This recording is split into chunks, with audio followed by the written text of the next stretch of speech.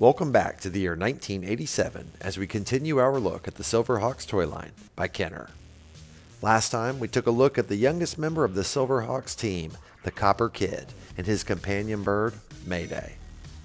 This time we're checking out the main villain of the series, the quintillionaire mob boss who is a menace to the galaxy of Limbo, Monstar, and his companion, Sky Shadow, here on KREED'S Collection.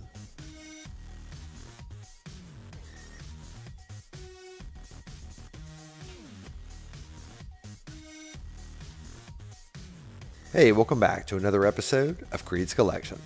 Today we're taking a look at Monstar from the 1987 Silverhawks toy line by Kenner.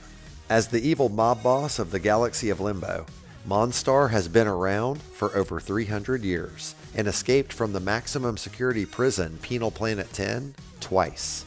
By absorbing energy from the moon star of Limbo, he has the ability to transform from his normal organic, almost feline form to an armored robotic state.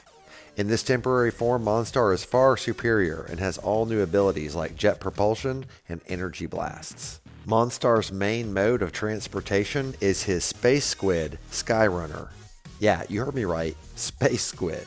And together with his mob of galactic criminals, he will stop at nothing to destroy the Silverhawks and take complete control of Limbo. And now that we know a little bit more about Monstar, let's take a closer look.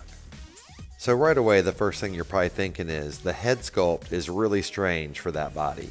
Kind of looks small and like a cat, huh? See, the hair sticks off the back, almost like Lion-O. This is an eye patch on the cartoon, so he is missing that eye, and he does have a snaggletooth hanging out of his mouth right there. Because Monstar does change from one form to another on the cartoon, they tried to work that into the toy with a quick change gimmick. Boom! Now he is in his full armored form. This action is accomplished by the body being able to open up on the front and the back, and the two heads being on a spring-loaded mechanism. You actually squeeze the legs together, and that opens the chest, which allows the head to freely swing up.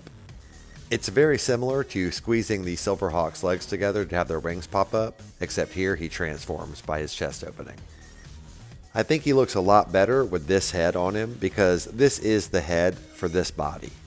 On the cartoon, his entire body transformed from the Moonstar, not just his head, but unfortunately there was really no way to do that with the toy, so they just made his head swap. And I do prefer this head sculpt with the yellow teeth, the blue eyes, and the spikes on his head. I think overall the armored look is awesome, and even though there's not a lot of details, he still looks really good. Here on Monstar's elbows, these are actually thrusters in the cartoon, so much like Iron Man, he can use those to boost himself around and fly. Monstar's right hand is molded open, much like it's doing a karate chop, and his left hand is molded into a fist for punching action. As we come down to Monstar's legs, you can see his armored thighs, knee pads, you can kind of see his toes here, which is funny, and then spikes on his ankles. You know, it just occurred to me that most of the 80s villains I grew up with, their names basically just tell you exactly who they are and what they do. Next. Ah, hello. And what do you do? Well, I am the commander of Cobra. Cobra Commander. But I... Next. But I... Next. Oh, guess it's okay. Tell us about yourself. Well, I'm evil, and I have my face turned into a skull by Skeletor. But I'm not a skeleton. I have a skull face. Next. No. So what's your thing? Well, I'm a mummy, and I turn into a monster and go raw. Mum-Ra. Mum-Ra. Yeah, Mum-Ra. Next. Mum-Ra. I guess it could have been worse. Oh boy, let's hear it. Well, I'm a mobster who turns into a monster from the Moonstar. Alright, we're going to call you Spikehead. What? Okay, now we're going to take a look at Monstar's articulation. So here at the knee, he does have a 90-degree bend. Didn't quite get it there. Let's try a little further. There we go. And then here at the hip, he also has a 90-degree bend forward. However, the hip will not go back at all. Now up here at the shoulder, Monstar also has articulation, but it's kind of interesting because it swivels out, as you can see. So instead of it going straight up, it goes more out, which is pretty cool looking actually. Especially because the elbow doesn't bend. Monstar's last point of articulation is his neck, which can turn left and right.